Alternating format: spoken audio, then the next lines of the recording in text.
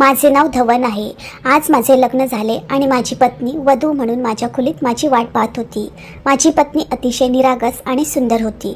मी ठरवलं होतं की मी माझ्या बायकोची खूप काळजी घेईन। मी संयुक्त कुटुंबात राहत होतो। माझे काका काकूही आमच्यासोबत राहत होते। माझी आई पण खूप कडक होती। मी ठरवलं होतं की मी माझ्या बायकोला सुरक्षित ठेवणार आणि सगळ्यांपासून लपून ठेवणार। माझ्या सासऱ्यांनीही सांगितलं होतं की आमची मुलगी खूप निष्पाप आहे आणि ती एकदा डिप्रेशनची शिकार झाली होती, त्यामुळे तिची खूप काळजी घ्या। आमच्या मुलीला संयुक्त कुटुंबात लग्न करायचे नव्हते, पण तिच्या नशिबात जे घडले ते घडले असे ते म्हणाले। मी माझ्या पत्नीसाठी खूप भेटवस्तू खरेदी केल्या होत्या। तिच्या डोळ्यात हजारो स्वप्ने चमकत होती। मी माझ्या बायकोला आयुष्यभर माझ्या नजरेत ठेवण्याची शपथ घेतली होती आणि जरी जगाने मला सांगितले असते की तू जोरूचा गुलाम झाला आहे, तू तिच्यासाठी वेड आहे, तरीही मला काही फरक पडला नसता, कारण आता मला फक्त माझ्या पत्नीची काळजी घ्यावी लागणार होती। माझे वडीलही असेच होते। त्यांनाही कुटुंबात खूप गोष्टी सांगितल्या गेल्या, पण माझ्या वडिलांनी माझ्या आईला नेहमीच घरची राणी बनवले होते आणि त्यामुळेच माझी आई अजूनही सुंदर आणि तरुण दिसत होती आणि माझ्या आई वडिलांचे आयुष्य खूप चांगले होते। एखाद्या पुरुषाला त्याची पत्नी नेहमीच सुंदर असावी अशी इच्छा असते आणि जेव्हा तिच्याशी गैरवर्तन, दुखापत आणि छळ केला जातो तेव्हा ते वाईट होते। जर मी माझ्या पत्नीची काळजी घेतली तर ती नेहमी सुंदर आणि हुशार राहील। मग यात फायदा कोणाचा होता? साहजिकच तो माझा होता। हा सगळा विचार करत मी माझ्या खोलीत जात होतो। मी माझ्या पत्नीला देण्यासाठी अंगठी खिशातून काढली आणि अंगठी खूप सुंदर दिसत आहे का ते तपासले, कारण माझ्या मित्रांनी खुडसाळपणा केला नसेल ना। आत अंगठी आहे की नाही मी डबी खोलून पाहिली आणि म्हणालो। मी बॉक्स उघडताच एक सुंदर अंगठी दिसली जी मी माझ्या पत्नीच्या बोटात घालणार आहे। तिचे हात खूप सुंदर होते। ती माझ्यासोबत बसली होती तेव्हा मी फक्त तिच्या हाताकडे बघत होतो। तिच्याकडे बघू शकत नव्हतो, नाहीतर लोकांनी माझी चेष्टा केली असती। मी लाजाळू प्रकारचा मुलगा होतो। मी खोलीत प्रवेश केला तर समोर माझी बायको बसली होती। अतिशय सुंदर आणि देखणी दिसत होती। असं वाटत होतं कुणीतरी माझ्या खोलीत अप्सरा आल्यासारखं वाटत होतं। मला त्या दिवसाची आठवण येऊ लागली जेव्हा मी या खोलीत एकटा राहायचो आणि मुलींचा विचार करत राहायचो। माझ्या आयुष्यातही मुलगी येईल का? ती कशी असेल? सुंदर असेल का? पण आज मला खूप आनंद झाला की मला ही मुलगी खूप आवडली आहे आणि मी माझे संपूर्ण आयुष्य हिच्यासोबत घालवणार आहे। ते सगळे क्षण आम्हा दोघांमध्ये या खोलीत जाणार होते जिला मी एकदा स्वप्नात पाहिले होते। मी जाऊन तिचा घुंगट उचलला। ती मला खूप आनंदात भेटली। तिचे सुंदर मादक डोळे बघताच मी आणखीनच तिच्यासाठी वेडा झालो। ती खरंच खूप सुंदर होती आणि नववधू म्हणून अजूनच खूप सुंदर दिसत होती। ती माझ्याकडे बघून हसली आणि मी पण हसलो। मी तिचे कौतुक केले तेव्हा ती म्हणाली की तू पण खूप चांगला आहेस। तिचे हसणे, तिचे डोळे, तिचे ओठ सर्व काही खूप सुंदर होते। मी तिच्याकडे बघतच राहिलो, पण तिने मला सांगितले की तिला फक्त एक विनंती करायची आहे। माझ्या विनंतीचा आदर कराल का? मी म्हणालो हो हो, तुझ्या मनाला जे हवं ते तू मला विचारू शकतेस। तुझ्या सर्व इच्छा मी पूर्ण करीन। तिने मला सांगितले की माझे नवीन वैवाहिक जीवन सुरू करण्यापूर्वी मला देवाचे आभार मानायचे आहेत। मी म्हणालो हो, का नाही, तू देवाचे आभार मानले पाहिजे। ते तुझ्यासारख्या जोडीदारणीचा प्रवास मिळाल्याबद्दल देवाचे जेवढे आभार मानावे तेवढेच कमी आहेत। आपले वैवाहिक जीवन सुरू करण्यापूर्वी जर आपण देवाचा आशीर्वाद घेतला तर आपले सुखी जीवन कोणाच्याही नजरेतून सुटणार नाही। मी म्हणालो देवाचेही आभार मानू दे। आम्ही दोघेही उठलो आणि खोलीत असलेल्या एका छोट्या मंदिराकडे निघालो। मी देवाचे आभार मानले आणि मी माझ्या पत्नीची नेहमी काळजी घेईन असे वाटले। आज मी स्वतःला वचन दिले आहे की मी तिला कधीही फसवणार नाही। वधूच्या लेहंग्यात माझी पत्नी खूप सुंदर दिसत होती। मी म्हणालो देवाकडे जे हवं ते माग। आज आपल्या वैवाहिक आयुष्यातील पहिली रात्र असेल। देवाचे मनापासून आभार मानत मी तिच्याजवळ आलो। माझ्या बोलण्याने ती खूप घाबरली आणि म्हणाली की तिला संपूर्ण रात्र फक्त देवाच्या चरणी घालवायची आहे। तिचं हे ऐकून मला खूप आश्चर्य वाटलं। ती रात्रभर देवाच्या चरणी बसून काय करत असेल? बरं, मी आनंदाने तिला तसे करण्याची परवानगी दिली। माझी बायको अतिशय धार्मिक स्वभावाची आहे असं मला वाटलं। ती मानसिकदृष्ट्या हात जोडून देवाकडे काहीतरी मागत होती आणि मग ती देवाच्या पायाशी बसली। मी तिच्याकडे बघत होतो। मला तिची खूप आवड होती। रात्रीचे 12 वाजले होते आणि पहाटे 4 वाजले होते, तरीही ती देवाच्या चरणी बसली होती। देवाच्या चरणी डोकं टेकवताच तिने पुन्हा डोके वर केले नाही।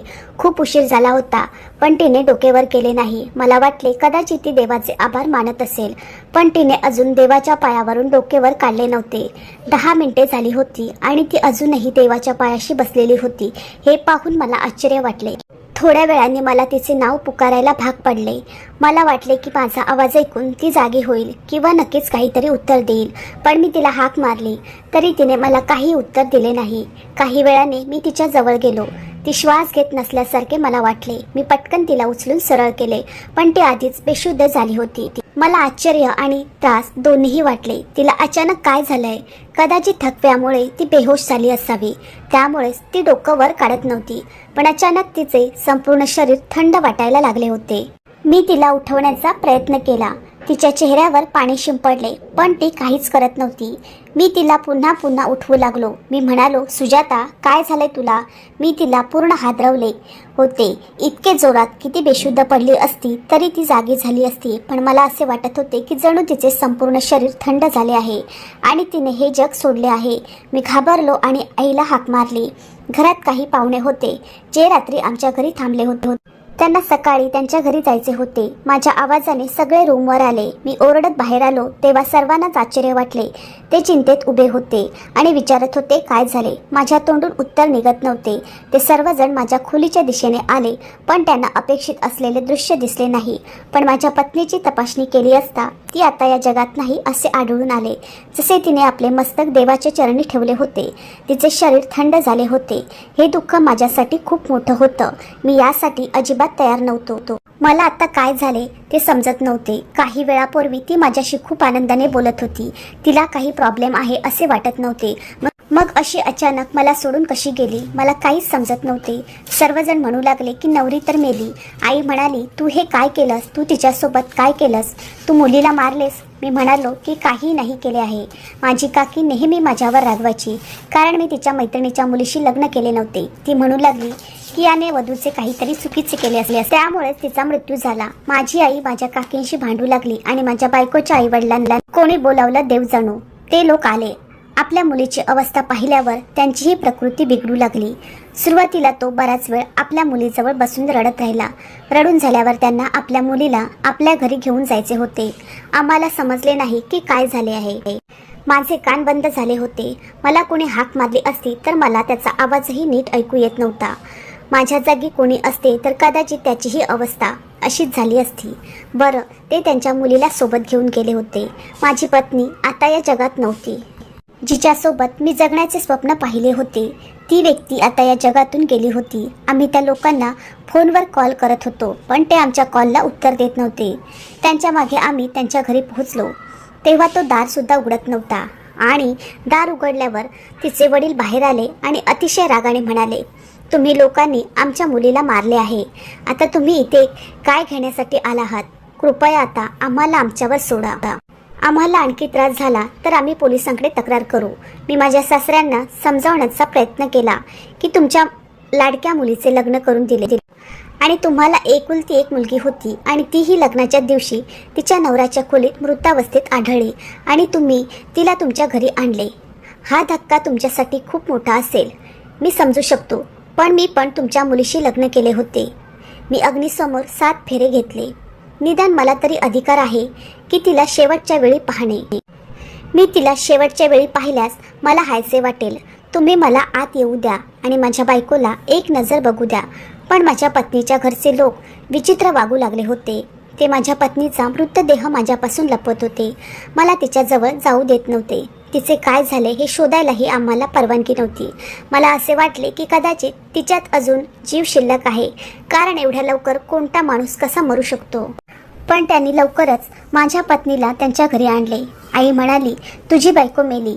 मी स्वतः तिची नाडी तपासली. तिचे शरीर पूर्णपणे थंड झाले होते आणि नाडीही नव्हती.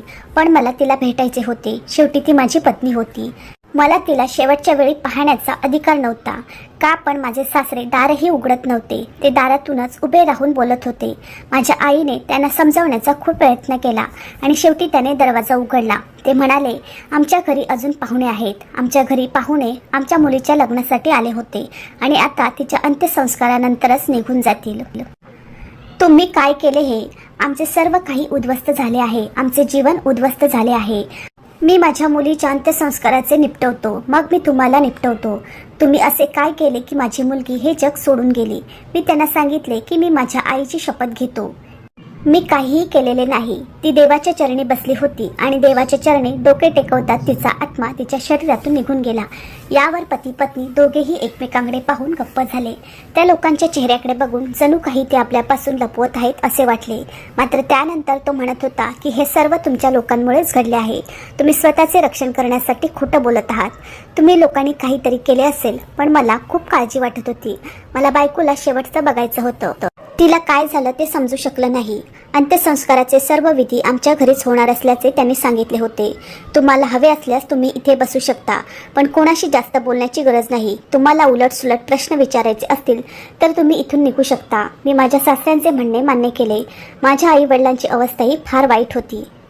आपण फार मोठे पाप केले आहे असे वाटले. आम्ही गुन्हेगारासारखे त्यांच्या घरात बसलो होतो. काही वेळाने तिथे आलेले लोक एकमेकांशी विचित्र बोलू लागले.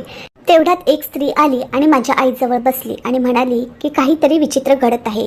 काय झालंय माहीत नाही. ती बाई बहुधा इतकी वाईट होती की तिने हे आम्हाला सांगायला नको होतं. हे तिला माहीत नव्हतं, पण जेव्हा तिने हे सांगितलं तेव्हा आम्हाला धक्काच बसला. त्या वृद्ध महिलेने सांगितले की कोणतीही महिला त्या मुलीच्या मृतदेहाला हात लावायला तयार नाही. हे ऐकून आम्ही घाबरलो आणि काळजी करू लागलो. आई म्हणाली, काय झालं आहे, असे का होत आहे? माझ्या सुनेच्या अंत्यसंस्काराची तयारी करण्यास महिला का नकार देत आहेत? जेव्हा आम्ही माझ्या पत्नीच्या आईला हे विचारले तेव्हा तिने सांगितले की असे काही नाही. लोक फक्त घाबरले आहेत. लग्नाच्या रात्री एखाद्या मुलीचा मृत्यू झाला तर लोक तिच्याबद्दल विचित्र गोष्टी सांगतात. असे म्हटले जाते की ती अपशकुनी आहे आणि तिच्याजवळ गेल्याने तुमचेही दुर्दैव वाढेल. खूप लोक खूप गोष्टी करतात आणि आम्ही लोकांना असे बोलण्यापासून रोखू शकत नाही. पण काही वेळाने 2 महिलांनी हिंमत एकवटली आणि माझ्या पत्नीला तयार करण्यासाठी होकार दिला. त्या म्हणाल्या, ही मुलगी आमची नातेवाईक आहे. आम्ही हे सर्व करणार नाही तर कोण करणार? ती कशीही असली तरी ती आमचीच होती. आणि कशीही हे शब्द लोकांच्या तोंडून बाहेर पडले तेव्हा मला आश्चर्य वाटले. त्या असं का म्हणाल्या? कशीही होती तरी ती आमची होती याचा अर्थ काय होता? माझ्या पत्नीची काही चूक होती का? पण माझी बायको एकदम बरी होती. काहीही चुकीचे वाटत नव्हते. त्या दोन्ही महिला माझ्या पत्नीचा मृतदेह ज्या खोलीत पडल्या होत्या त्या खोलीत गेल्या, परंतु थोड्या वेळाने त्या दोघीही आरडाओरडा करू लागल्या जसं की मोठं संकट आलं आहे. आम्ही सुद्धा खूप त्रासात होतो. त्यातील एक बाई बेशुद्ध पडली आणि दुसरी ओरडत बाहेर आली आणि म्हणाली, तुम्ही लोक फार मोठे पापी आणि गुन्हेगार आहात. चला इथून, नाही तर सर्वांचा सर्वनाश होईल. सर्व बायका तिथून जाऊ लागल्या. बाकीचे लोकही घाबरले होते आणि सर्वजण घाबरून आपापल्या घरी गेले होते. फक्त घरची माणसं उरली होती. माझ्या पत्नीच्या आईने तिचे डोके धरले आणि रडू लागली. माझे सासरेही डोके धरून बाजूला बसले. मी म्हणालो, आता सांगा काय झालं, नाहीतर मी स्वतःला दोषी समजेल. पूर्ण आयुष्य तडफडत राहीन. देवासाठी मला सांगा. माझी पत्नी जिने रहस्यमयपणे हे जग सोडले, त्यानंतर तुम्ही लोक विचित्र वागलात आणि आता तिच्या अंत्यसंस्काराची तयारीही कोणी करत नाही. या 2 महिला आत गेल्यावर अशा ओरडत का बाहेर आल्या जसे की त्यांनी भूत पाहिले आहे? देवाच्या फायद्यासाठी मला सांगा काय झाले, अन्यथा मला अपराधी वाटू लागेल आणि आयुष्यभर त्रास सहन करावा लागेल. अशा पश्चातापाने माझे जीवन त्याग करणे मला पुरेसे होईल. मी अजून तिच्याशी नीट बोललोही नव्हतो. मी खूप स्वप्ने सजवली होती आणि आता ती स्वप्ने कधीच पूर्ण होणार नाहीत. ती परत कधीच येणार नाही. शेवटी माझ्या सासऱ्यांनी तोंड उघडून अशी गोष्ट सांगितली की आम्हाला धक्काच बसला. त्याने सांगितले की आम्हाला एकच मुलगी होती. आम्हाला दुसरे मूल नव्हते. आमची एकुलती एक मुलगी, आमची सुजाता, आमचा जीव होता. तिच्यासाठी आम्ही आमचा जीवही देऊ शकतो. पण आम्ही खूप गरीब होतो. आमच्याकडे काहीच नव्हते. 2 वेळचे जेवणही मिळत नव्हते. आमची मुलगी खूप सुंदर आणि हुशार होती. एके दिवशी एक माणूस तिच्यावर प्रेम करू लागला. तो खूप श्रीमंत होता, पण तो माणूस विवाहित होता आणि त्याची बायको मरण पावली होती. तो आमच्या मुलीपेक्षा 20 वर्षांनी मोठा होता, पण त्याच्याकडे खूप पैसा होता आणि तो आमच्या मुलीवर खूप प्रेम करत होता. त्याने आमच्या घरी येऊन सुजाताचे नाते विचारले असता आम्ही आमच्या मुलीचे लग्न आमच्या मुलीपेक्षा वयाने मोठ्या असलेल्या पुरुषाशी करू नये असे म्हणत नकार दिला. आम्ही आमच्या मुलीचे तुझ्याशी लग्न करू शकत नाही असे सांगून नकार दिला. त्याने आम्हाला खूप विनंती केली पण आम्ही नकार दिला. पण एके दिवशी सुजातानेच आम्हाला सांगितले की तिला त्या माणसाशी लग्न करायचे आहे, कारण तो खूप श्रीमंत आहे आणि तो एवढ्या वयाचा आहे. तो किती दिवस जिवंत राहणार? जेव्हा तो हे जग सोडून जाईल तेव्हा त्याची सर्व संपत्ती आपली होईल. सुजाता म्हणाली की तुम्ही त्याच्याशी बोलून घ्या. मी लग्नाआधी त्याने आम्हाला लेखी लिहून द्यावे की त्याच्या मृत्यूनंतर सर्व संपत्ती माझी होईल. तो माणूस सुजाताच्या प्रेमात इतका वेडा झाला होता की त्याने या सर्व अटी मान्य केल्या आणि तो म्हणाला, मी गेल्यानंतर माझा सर्व व्यवसाय, माझे घर, माझी वाहने, माझी सर्व मालमत्ता सुजाताच्या नावावर जाईल. मी माझ्या मुलीला सांगितले की तो माणूस इतक्या लवकर हे जग सोडणार नाही. लग्नानंतर तुझ्या आयुष्यातील काही वर्षे त्याच्यासोबत घालवली जातील. तुला तुझं आयुष्य का उद्ध्वस्त करायचं आहे? तो माणूस 55 वर्षाचा होता, पण तो 40 वर्षाचा असल्यासारखा दिसत होता. माझी मुलगी म्हणाली, मी जे काही करत आहे ते अगदी बरोबर आहे, अजिबात काळजी करू नका. त्या व्यक्तीचे नाव होते कुलदीप. त्याला सुजाताशी थाटामाटात लग्न करायचे होते, पण सुजाताने नकार दिला. तिला साधेपणाने लग्न करायचे आहे असे तिने सांगितले. कुलदीपने तिची इच्छा मान्य केली आणि सुजाता कुलदीपने अत्यंत साधेपणाने लग्न केले. त्यावेळी आमची मनं खूप दुःखी होती. माझी मुलगी तरुण आणि सुंदर होती. म्हाताऱ्याशी लग्न करून ती सुखी कशी राहील? पण सुजाताच्या लग्नानंतर आमचा सर्व संशय खोटा ठरला. कुलदीप खूप छान माणूस होता. त्याचे सुजातावर खूप प्रेम होते. तो आमच्या मुलीच्या प्रेमात वेडा झाला होता. असा वेडेपणा आम्ही यापूर्वी कधीच पाहिला नव्हता. माझी मुलगी त्याला उठायला सांगते तेव्हा तो उभा राहतो. माझी मुलगी त्याला बसायला सांगते तेव्हा तो बसतो. तो माझ्या मुलीचे खूप ऐकतो. पाण्यासारखी संपत्ती वाहणाऱ्या वस्तूला सुजाताने हात घातला. तो सर्व आणून तिला द्यायचा. त्याला माझ्या मुलीपेक्षा सुंदर मुलगी सापडली नाही असे नाही, पण कदाचित तो सुजाताच्या प्रेमात पडला होता. प्रत्येक गोष्टीत त्याने सुजाताची खूप काळजी घेतली. तिला खुश ठेवण्याचा खूप प्रयत्न केला. एके दिवशी सुजाता त्याच्यावर रागावून आमच्या घरी आली आणि मग त्याने आमच्या मुलीला खुश करण्यासाठी जगभरातून भेटवस्तू आणि फुले पाठवली. आता आम्हीही त्याला आमचं जावई म्हणून स्वीकारलं होतं. खरं तर आम्ही देवाकडे त्याच्या दीर्घायुष्यासाठी प्रार्थना केली, कारण सुजाताला त्याच्यापेक्षा जास्त प्रेमळ जीवनसाथी मिळू शकला नसता. आमचा असा विश्वास होता की जेव्हा आम्ही आमच्या सुजाताचं लग्न केले होते तेव्हा आम्ही विचार केला होता की जर तो मेला तर त्याची संपत्ती आमच्या मुलीकडे जाईल. पण आता आम्ही ही गोष्ट आमच्या मनातून काढून टाकली होती, कारण कुलदीप खूप चांगला माणूस होता. सुजाताबरोबरच त्याने आमचीही खूप काळजी घेतली. आमच्या घराचा सर्व खर्चही तो उचलत असे. आमच्या आयुष्यात दुःख नव्हते, संकटे नव्हती. आम्हाला मुलगा झाला नाही. आता मी त्याला माझा मुलगा मानायला सुरुवात केली होती, पण हळूहळू तो खूप आजारी पडतोय हे आमच्या लक्षात येऊ लागलं. आजारपणातही तो आमच्या मुलीची काळजी घ्यायचा. आम्हाला भेटण्यासाठी तो तिला वेळोवेळी आमच्या घरी घेऊन यायचा. तो तिला दाखवून द्यायचा. ती जे म्हणेल ते तो मान्य करेल. पण सुजाताला त्याची फिकीर नव्हती. याचे आम्हाला आश्चर्य वाटले. तिला अजिबात काळजी नव्हती. तिचा नवरा दिवसेदिवस कमजोर होत होता, इतकं की त्याची तब्येत खूप खराब झाली होती. एके दिवशी मी स्वतः त्याला डॉक्टराकडे घेऊन गेलो. डॉक्टरांनी सांगितले, तुमच्या जावयाच्या शरीराचे अंतर्गत भाग खराब झाले आहेत. त्याचे हृदय आणि किडनी 80% खराब झाली आहे. ते का खराब होत आहे ते समजू शकले नाही, परंतु ते खूप वेगाने खराब होत आहे. असेच चालू राहिले तर तो फार काळ टिकू शकणार नाही. लवकरच हे जग सोडून जाणार आहे. माझ्या जावयाकडे खूप पैसा आहे. आम्ही त्याला सांगितले, बेटा उपचार कर, पण तो ज्याच्याकडे जायचा त्याला उशीर झाला असे म्हणायचे. आता त्यांच्याकडे फारसा वेळ नाही. त्या आजारपणातही त्याने सुजाताची खूप काळजी घेतली. त्याला त्याच्या त्रास आणि आजारापेक्षा सुजाताची जास्त काळजी होती. पण सुजाताकडे बघून ती अजिबात नाराज आहे असं वाटलं नाही. आम्ही तिला सांगितले की देवाची प्रार्थना कर, तुझा नवरा लवकर बरा व्हावा यासाठी प्रार्थना कर. माझ्या जावयाच्या दीर्घायुष्यासाठी मी पंडितजींना बोलावून हवन केले होते आणि जेव्हा मी माझ्या मुलीला सुजाताला हे सांगितले तेव्हा माझे म्हणणे ऐकून ती रागाने निघाली. सुजाता म्हणाली, मी त्याला मारण्याच्या तयारीत आहे आणि तुम्ही त्याच्या आरोग्यासाठी प्रार्थना करत आहात.